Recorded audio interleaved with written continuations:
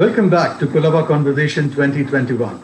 It is my pleasure to introduce you to our next keynote speaker, Mr. Sumant Sinha, Managing Chairman and Managing Director of Renew India's largest clean and green energy company. A leading first-generation entrepreneur, Mr. Sinha founded Renew in January 2011 with a vision to transform the way energy is produced and consumed in India. Since then, under his leadership, the company has grown exponentially and is today one of India's premier renewable energy companies with an aggregate portfolio of more than 10 gigawatt spread over more than 100 sites. A member of the Stewardship Board on Shaping the Future of Energy and co-chair of Electricity Governors Group at the World Economic Forum, Mr. Sinha also serves on the Board of Directors of the US-India Strategic Partnership Forum. He chairs the Climate Group's India Advisory Board and also the CII's Renewable Energy Council. He is also a member of the Advisory Committee of the India Climate Collaborative and is on the Board of Governors of IIM Calcutta, IIM Sirmaur, IIT Delhi, and the School of International and Public Affairs at the Columbia University. His recent book, Fossil Free, Reimagining Clean Energy in a Carbon-Constrained World, launched by the Niti Aayog CEO Amitabh Kant at an ORF panel discussion, is about the past, present, and future of the world's energy systems in the context of the world's changing climate. Already climbing fast on the bestsellers list, the book has earned accolades from all over the world. Former US Vice President Al Gore has in fact described this book as a compelling roadmap to a better, cleaner future for India and other developing regions of the world. With this, I invite Mr. Sinha for his keynote. Thank you. I'd like to thank the organizers of the Colaba Conversations and my friends at ORF to invite me to give the keynote address on the topic of reset, resilience, and recovery around green energy transitions. With a population of 1.4 billion people and one of the world's fastest growing major economies, India will be vital for the future of the global energy markets. Ensuring Indian citizens have access to electricity and clean cooking has been at the top of the country's political agenda. Around 700 million people in India gained access in electricity between 2000 and 2018, reflecting strong and effective policy implementation. India's continued modernization, industrialization, and urbanization will make huge demands of its energy sector and its policymakers. India has been responsible for more than 10% of the increase in global energy demand since 2000.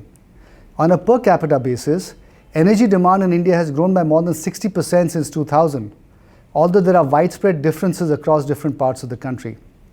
Studies suggest that India's share of total global primary energy demand is set to roughly double to 11% by 2040. India will need to double its electricity output by 2030 to meet this massive rise in demand, while also honoring its commitments to reduce its carbon intensity of GDP by 35% from the 2005 levels.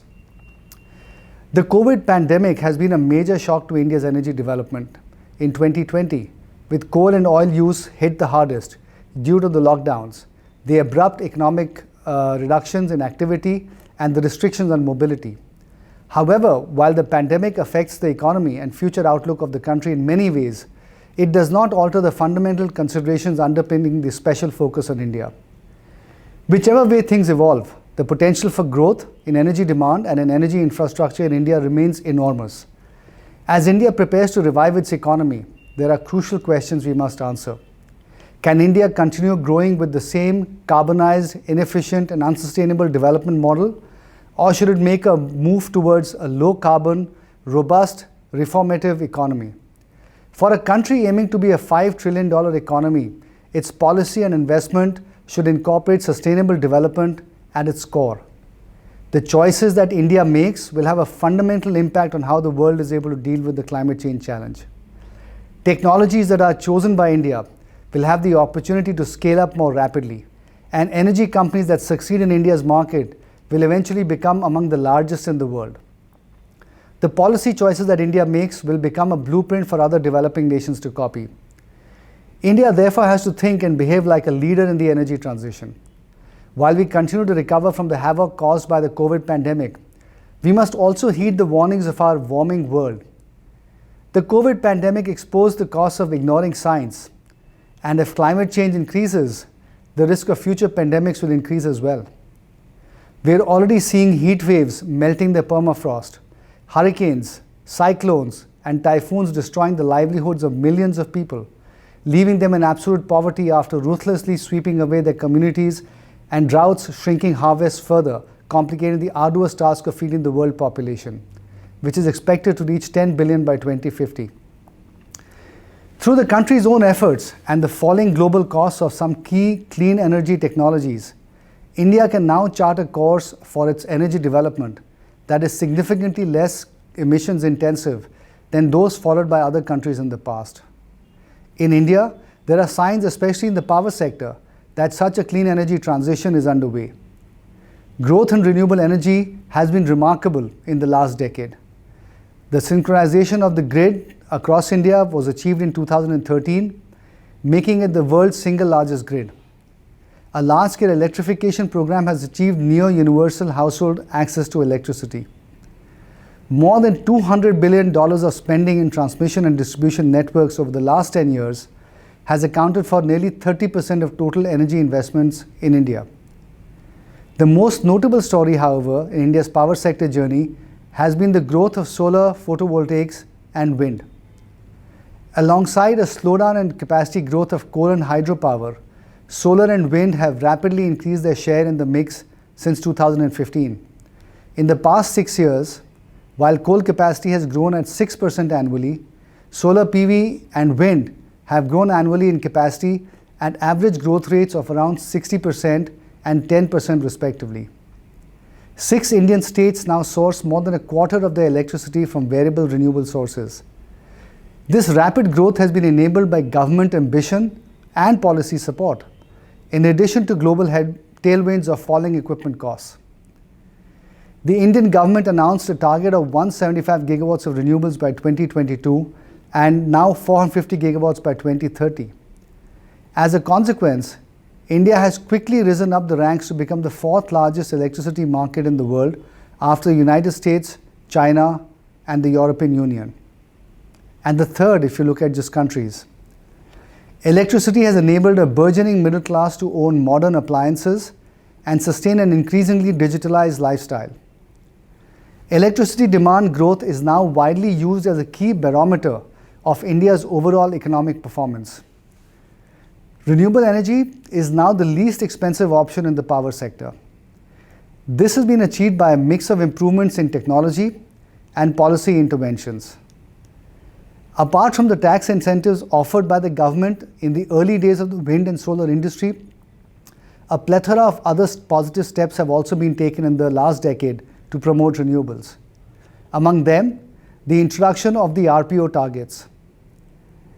As the name suggests, large consumers of energy such as discoms and private players now have to buy a minimum amount of their energy from renewable energy sources. Second, the government waived off all ISTS interstate charges to make renewables more competitive. This waiver is going to carry on till June 2023. Renewables also have what is called must-run status, which means that they're allowed to inject power into the grid at all times.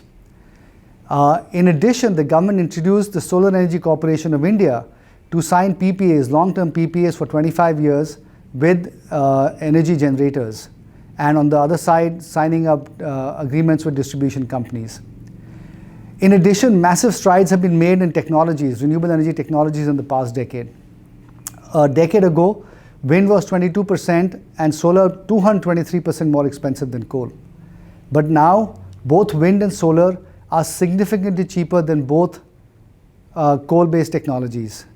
And the key technologies of renewable energy systems, solar, wind, and batteries now, themselves follow a significant learning curve.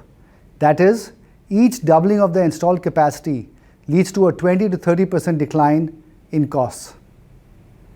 In terms of future trends, we expect renewable energy growth to accelerate in 2021 as the Biden administration executes on its promises of rejoining the Paris Climate Accord, which it has now done, investing $2 trillion in clean energy and fully decarbonizing the power sector by 2035, in order to achieve a larger goal of net zero carbon emissions by 2050. While it is true that increasing the share of green energy sources within the electricity mix is a critical aspect of reaching long-term energy targets, near and medium-term goals will be met in large part through more efficient management of the existing energy supply. So far, industry has not really been focused so much on this, while at the same time increasing their focus on solar and wind. Therefore, in order to manage the increased supply of power from intermittent sources, energy players will need to scale up the use of batteries to capture and store energy to maintain grid reliability and security of supply. Supportive policy actions, as well as growing demand, will help further expansion into new technologies over the long term, including advanced batteries and other forms of storage, onshore, offshore wind, and green hydrogen technologies. As these new technologies, especially green hydrogen production and storage, move forward towards commercialization, we may see more projects to store, convert, and reconvert surplus solar and wind power into carbon neutral fuels and chemicals. The potential for increasing renewable energy demand, therefore, as well as the electrification of the transportation and industrial sectors, and oil and gas companies' plans to increase participation in the electricity value chain, are rapidly accelerating in energy industry convergence. These trends may foster collaboration that gives rise to new business models and helps advance the energy transition. There are, however, several challenges ahead as well. Number one, a key issue is the financial health of the state-owned distribution utilities. This has significant knock-on effects on the rest of India's power sector, affecting the finances of power generators and their investment risks, as well as the level of technical and commercial losses, which affects the quality of electricity supply to millions of Indian households and businesses. The second issue is the inadequate grid infrastructure. Even though there is immense potential for renewables in the country, it is limited to only a few western and southern states. The need for energy, however, is distributed across the country. Hence, the power generated needs to be evacuated to various parts of the country using transmission networks. The third challenge is grid intermittency. Unlike coal, which can be ramped up or ramped down based on the demand profile, solar and wind plants generate power based on resource availability. The fourth is the political economy. Electricity is a concurrent subject in India. This means that both the center and state are involved in policy making. And sometimes the lack of consistency in policy making across different states does impact the long-term viability of the sector. In addition, because of falling tariffs, governments have got used to falling tariffs constantly. And sometimes, however, bid prices do tend to go up depending on capital costs. And so governments have to accept that prices will go up and down, and that this fixation on just L1, which is the lowest tariff bid, is something that we should really move away from and look at creating a more healthy sector where returns are made that are relatively reasonable, so that we can get new capital to come in to execute all the projects that we require to execute. The last thing I would say is the issue of contractual sanctity of the power purchase agreements. As state governments change, the PPS cannot be questioned or changed midstream, because this is the underlying basis on the basis of which investments are made in the country. The last is the issue of capital. We need to make sure that we get more capital to come into this infrastructure sector. Now, there are several things that India can do to encourage it and play its part in climate change and energy aspirations. What are those issues? Number one, we need nifty policy making. We need to ensure that the quality of policy making is of an extremely high standard. For example, Indian bureaucrats are very effective when they get clear direction, but tend to hesitate when that clarity does not exist. For this, politicians and the government of the day have to set and drive the agenda. For example, the Prime Minister set a very clear target of 175 gigawatts of renewable energy by 2022, and the whole policy establishment has worked very hard to get behind it. Had this target not been there, we probably would not have had the same level of urgency and achievement orientation that this target engendered. Similarly, for batteries, There is a multiplicity of departments that are involved, from Niti Aayog to the Ministry of Road Transport to Heavy Industries to Ministry of Finance, Ministry of Renewable Energy and the Ministry of Power. And we need to make sure that there is clear authority between all of these ministries as to who's going to push forward the storage agenda and the EV agenda, and therefore, in other words, the battery agenda. That is what will lead to effectiveness and clarity of action. We also need an efficient and flexible grid. This grid must be built in time for all renewable energy projects that need to come in, and in all the areas where we have the best natural resources. Overall grid management also needs to improve, such that there can be more renewables absorbed more easily. We need better demand response systems, ancillaries to services, storage markets, net metering, forward markets of power, etc. The third thing is we need efficient utilities. Inefficient utilities, or the ones that are poorly staffed, will never be the bedrock around which the sector modernizes and becomes carbon lighter. We need faster moving, better managed, financially stronger utilities governed by a transparent and effective regulatory system which is truly independent. 4, we need manufacturing in India. We need more of the supply chain to be in India. We cannot have a situation where we import renewable equipment worth $5 to $10 billion every year from China, including eventually batteries when that market improves. If we do that, we will just be replacing our energy independence, or dependence rather, from the Middle East to China. So even if the cost is higher initially, the government really needs to move towards setting up a domestic manufacturing industry. 5, we need faster electric vehicle rollout. We need the transportation sector to move much faster towards electric vehicles. We need more ambitious targets for 2030, 2040 and 2050. We need also to incentivize the setting up of charging stations at petrol pumps and other public places or residential homes. And again, policy has to play a crucial role in this area. 6, we have to focus on the hard to abate sectors because it is these sectors which consume a lot of electricity and energy, where we can have more solutions around solar thermal, for example, and these must be encouraged. And we need to set stiffer RPO targets on industry, otherwise we will have a situation where industry does not move as rapidly towards carbon-free and carbon-light standards as we need to. 7, we need better standards for appliances, particularly for LEDs, for lights. We need air conditioners to move towards more efficient sources, because that is going to be a big area of growth in carbon emissions in the future. And this is an area where the Indian Bureau of Energy Efficiency has to perhaps play a key role. The last thing I would say is that we need to deepen electrification. And if we do all of that, then we can have a situation where by 2050, India increases its electrification of energy consumption from a quarter to closer to 60 to 75%. And along with that, we could have a situation where renewables and storage solutions provide the cheapest form of power to meet a lot of this consumption of electricity within the energy sector.